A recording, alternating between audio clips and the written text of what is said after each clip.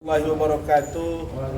Hamdan wa syukurillah, sholatan wa salaman ala rasulillah. Selamat malam teman-teman media, wartawan, media cetak elektronik yang saya hormati. Malam hari ini saya sangat berterima kasih sekali dari kantor Ranlofom, karena saya biasanya didampingi oleh managing partner Ranlofom, Saudara Rahmat Riyadi, untuk tampil ke media bersama dengan tim sebelumnya dari Fadel, yaitu Bangkit dan teman-teman.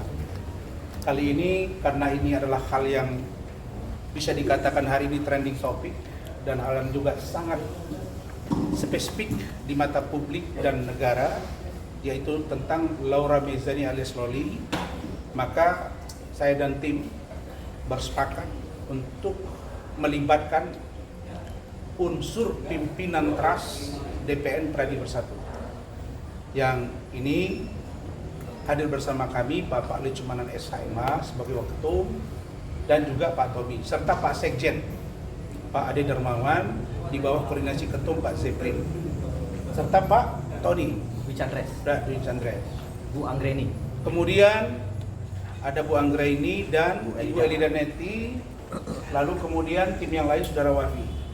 Teman-teman semua, saya juga selaku ketua tim mengapresiasi yang setinggi-tingginya tentang apa yang saya sampaikan tadi siang, bahwa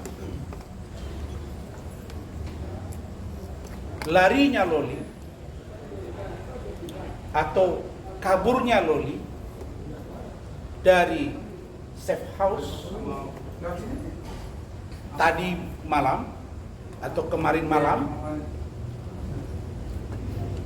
dengan segala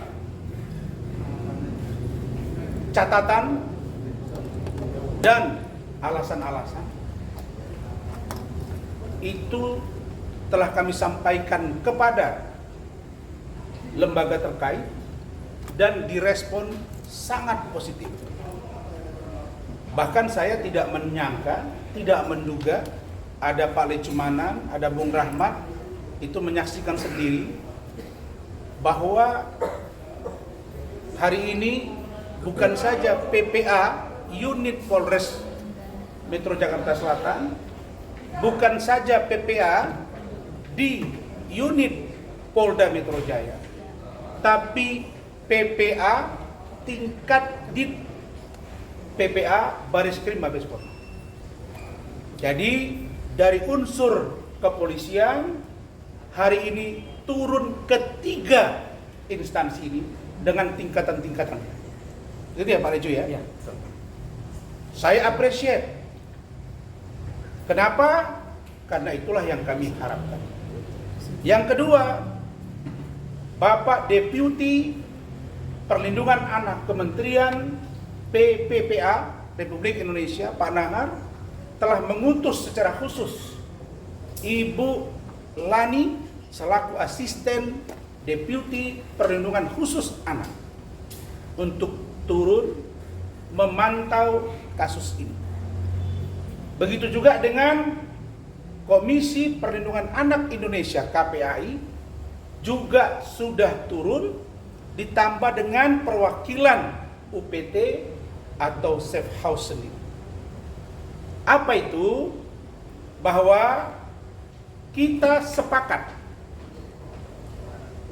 Loli tidak lagi ditempatkan di safe house, karena safe house dengan segala catatannya dianggap tidak tepat saat ini, dan kita tidak juga bisa menuduh apa yang disampaikan Loli itu benar, tapi setidaknya menjadi pertimbangan bagi kami demi keselamatan Loli sebagai anak dan yang harus ditanggungjawabkan negara sampai dia berumur 18 tahun, yaitu 4 bulan dari sekarang.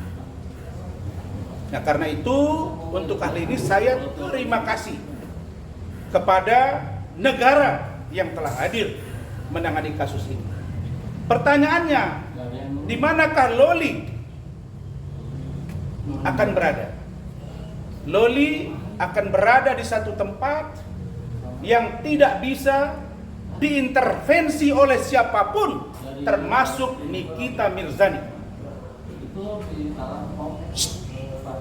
Dan permintaan Loli bahwa dia tidak mau bertemu dengan ibunya atau Nikita Mirzani juga dikabulkan oleh lembaga dan institusi terkait yang telah rapat pada hari ini, termasuk Polres Jakarta Selatan.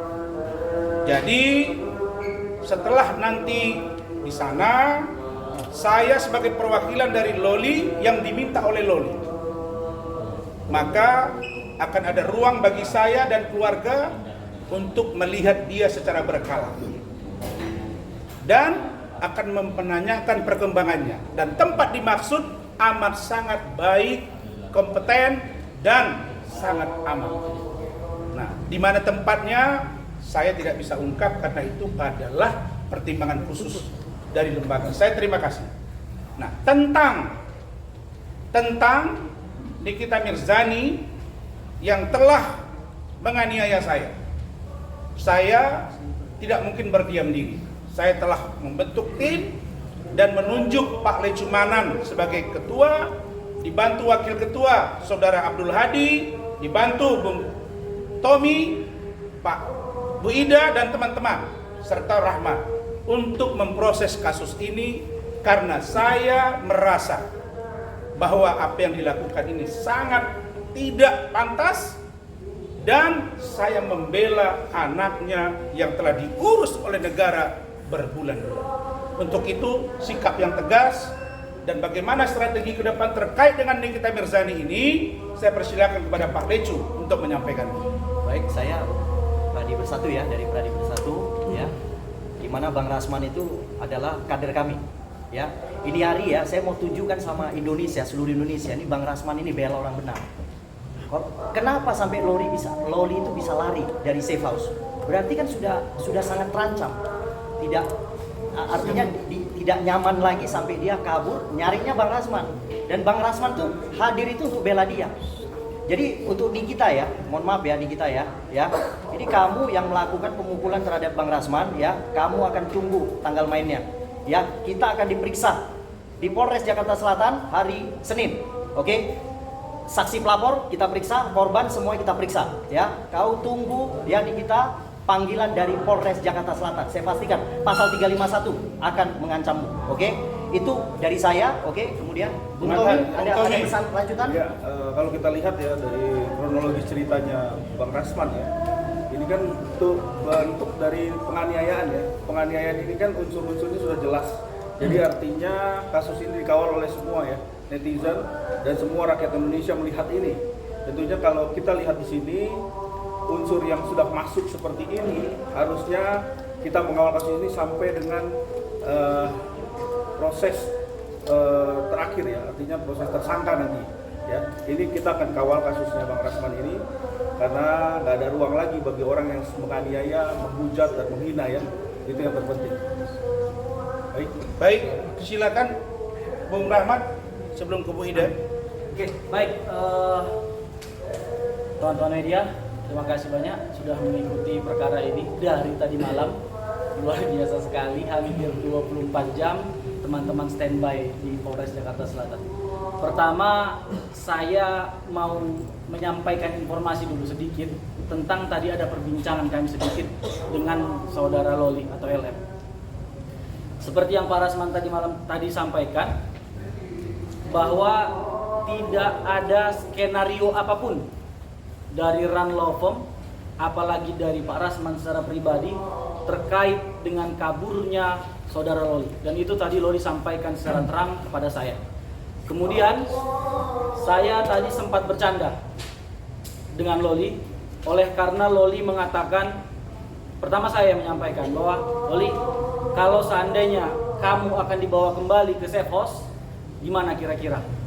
Loli menyatakan di situ, Om, saya tidak mau lagi di safe house karena saya di dalam safe house itu disamakan atau disatukan dengan ODGJ anak umur 14 tahun yang mengidap HIV, dan saya sangat takut dengan kondisi itu.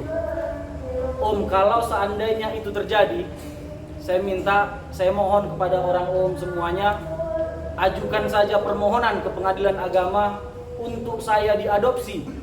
Lalu saya bertanya, siapa kira-kira orang tua yang pengen untuk kamu diterimanya berikutnya di antara semua ini? Loli secara tegas mengatakan, saya mau bersama Pak Rasman. Artinya memang kami tidak ada membuat skenario apapun, tapi ini murni karena kemanusiaan. Tadi malam tidak bisa dihubungi, dia Ya. tidur. Saya tadi malam ada sekitar 20 kali ditelepon oleh Pak Rasman dan tim dari sekitar jam 11:30 sampai dengan pukul 3. Dan mohon maaf, itu memang karena handphone saya setiap jam 11 malam itu di mode tidur gitu. Jadi memang tidak ada pemberitahuan lagi di atas jam segitu. Nah, memang sekitar pukul subuh saya langsung hubungi Pak Rasman dan bersiap untuk merapat ke sini. Jadi begitu kondisinya teman-teman semuanya, tidak ada skenario apapun terkait dengan kondisi yang ada hari ini. Dan kami menyatakan dengan tegas bahwa hari ini kita harus bersama-sama untuk menyelamatkan Loli. Apapun cerita, Loli ini masih anak-anak, LM ini masih anak-anak. Artinya untuk tumbuh kembang dia ke depan, dia harus mendapatkan perhatian, dia harus mendapatkan kebahagiaan, dia harus mendapatkan pendidikan yang selama ini tertunda. Dipecat dari sekolah. Dan dia itu pulang ke Indonesia itu karena dia dideportasi, karena dia diberhentikan dari sekolahnya.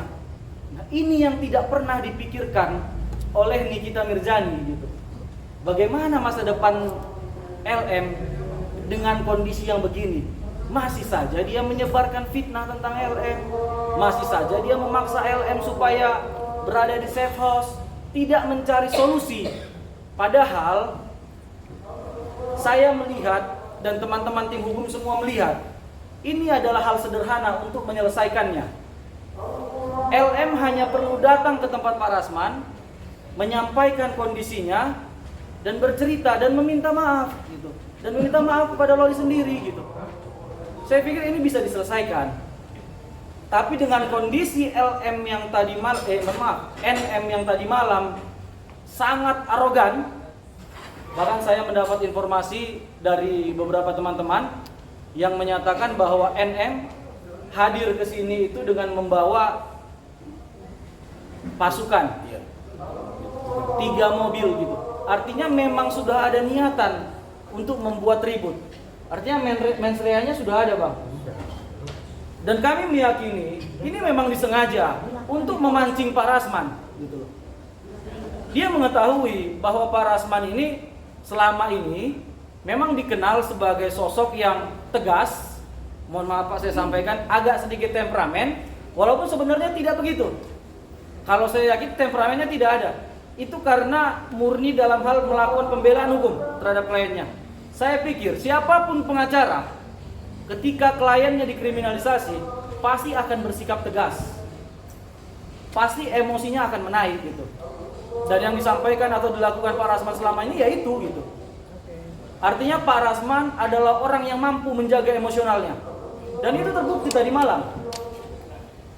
NM datang beramai-ramai, kalau bahasa Medannya mengogar atau menggertak, meminta supaya dirinya dipukul. Tapi Pak Rasman dengan santai diam aja gitu. Dan paling hanya menjawab, "Kenapa kau NM?" gitu. Tenang aja gitu. Sampai pada akhirnya NM melakukan pemukulan itu. Nah, kemudian terhadap dengan laporan yang disampaikan tadi malam oleh Pak Rasman, tadi sudah ditegaskan oleh Abang Ketua, Babang Anda Lecumanan, ini adalah babak baru. Kemudian saya mau coba tantang NM. Kemarin dia bilang dia menjanjikan 5 miliar untuk Fadel pas ditangkap di akhir Desember. Mana janji kau? Kau realisasikan itu. Karena kami sudah menyatakan komitmen kami, kalau seandainya dia ditangkap di Desember kemarin, kami yang bayar kau 5 miliar. Kemudian kami sudah berkomitmen, apabila NM memberikan 1 miliar kami pastikan untuk teman-teman wartawan. Kan begitu. Nah kemudian hari ini kita buat lagi pertaruhannya. Kau duluan masuk atau Fadel? Saya berani bertaruh untuk itu. Sampaikan kepada NM. Baik, saya pikir itu aja. Baik. Terima kasih semuanya. Ada satu poin penting yang disampaikan Loli. Di luar dia tidak mau bertemu dan ditemui oleh NM, dia juga meminta kalau dia amarah tapi dia masih punya nalar yang positif. Kalau Nikmir, itu bahasa dia nggak mau sebut mama. Kalau Nikmir ingin bertemu saya dan atau berbaikan dan atau apapun namanya, saya minta melalui Om Rasman.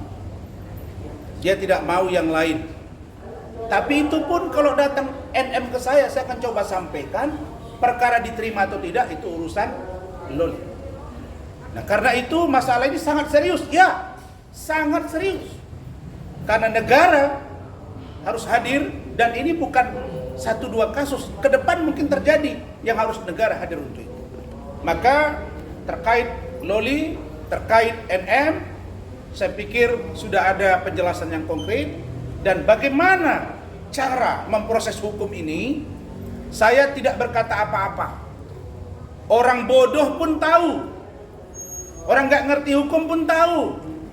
Kalau orang dipukul, berdarah, tidak ada alasan untuk tidak yang bersangkutan diproses hukum, tersangka, dan di pengadilan. Karena itu saya nggak bisa bicara apa-apa. Saya pembela. Saya serahkan sekarang kasus ini kepada Pak Lecu dan kawan-kawan. Dan Ibu Ida. Terserah kalian. Saya sebagai pembela dianiaya, bagaimana ke depan? Kalau ini terhenti karena ada sesuatu, artinya hukum tidak berjalan. Tapi saya percaya Pak Lecu dengan cara dia dan Tommy dan kawan-kawan Bu Ida akan sangat aktif menjaga kasus ini. Saya tidak ingin ada satu orang di negara ini yang merasa dia kebal hukum. Dan kalau kata Pak Lecu, kalau Bang Rasman saja di kantor polisi hari ini bisa dipukuli, maka besok akan terjadi mungkin ada upaya untuk pembunuhan kepada Bang Rasman. Begitu ya? Ya, jelas lah di kantor polisi. Karena itu saya dianiaya di kantor polisi. Saya tidak menyalahkan polisi, karena memang saya datang kantor polisi membawa Loli. Tapi ada orang yang datang ke sini yang menurut kami diduga punya niat jahat untuk memancing saya dan istri saya melakukan kekerasan. Sehingga akhirnya yang terjadi adalah kekerasan terhadap saya. Untuk itu sebelum saya akhiri, mungkin sedikit dari Bu Ida untuk bagaimana ini diproses secepatnya. Silakan Bu Ida. Assalamualaikum warahmatullahi wabarakatuh. Waalaikumsalam. Ini sudah keterlaluan ya. Kamu sudah melampaui batas. Selama ini mulut kamu, semua orang kamu hina, kamu caci, kamu maki. Seolah-olah kamu lebih baik dengan daripada mulut kamu ya. Sekarang kamu melakukan penganiayaan. Ingat, istri Bang Rasman ini adalah adik saya. Ya, saya semando dengan Bang Rasman. Kami punya keluarga besar. Berani kau pukul, kami minta kepada pihak, tolong amankan dia. Kalau tidak kami cari dia. Jangan sampai dia tidak aman. Pasti kami lakukan pembalasan secara fisik juga. Percaya deh. Ya, ini tidak main-main. Karena Nikita Mirzani sudah buat resah. Pulang buat mesum dia dari negara lain. Coba, itu pacarnya bercium-cium. Dia masih orang Islam nggak? Hah? Orang Islam nggak? Kita ini adat ketimuran. Kucing aja malu berbuat cium-cium di depan umum. Kalau kucing ada bercium-cium di depan umum dilempar sama orang. Ini kok dia di media sosial pacar kayak gitu sekamar berjalan-jalan. Kok seenaknya aja dia lakukan itu. Ini anaknya dibuka aib. Dia mengumbar-umbar aib dirinya sendiri. Di mana otaknya? Di mana rasa malunya? Saya tantang kau Nikita Mirzani. Kau sudah keterlaluan. Sebagai kaum perempuan, saya sudah tidak kasih kamu untuk kesempatan. Kalau tidak, tolong diamankan dia. tahan Nikita Mirzani sudah melakukan penganiayaan kepada adik saya. Mukanya pipi adik saya, istri Bang Rasman itu Ya. robek loh. Ya, ini Bang Rasman ininya robek loh. Ini nggak bisa seenaknya. Nggak ada yang kebal hukum. Percayalah, saya kaget dan saya stres tadi. Saya ada pertemuan dengan Dir Mabes Polri dan Dir Polda Metro Jaya. Kemudian saya telepon Bang Rasman. Ternyata ada kejadian seperti ini. Masya Allah, ini luar biasa. Mohon kepada pihak Kapolri, mohon kepada Polri, tolong amankan perempuan yang ini. Perempuan biadab, bajingan, berani dia mukul-mukul ya. Bawa preman lagi. Gimana kau kutemui? Oke? Terima kasih.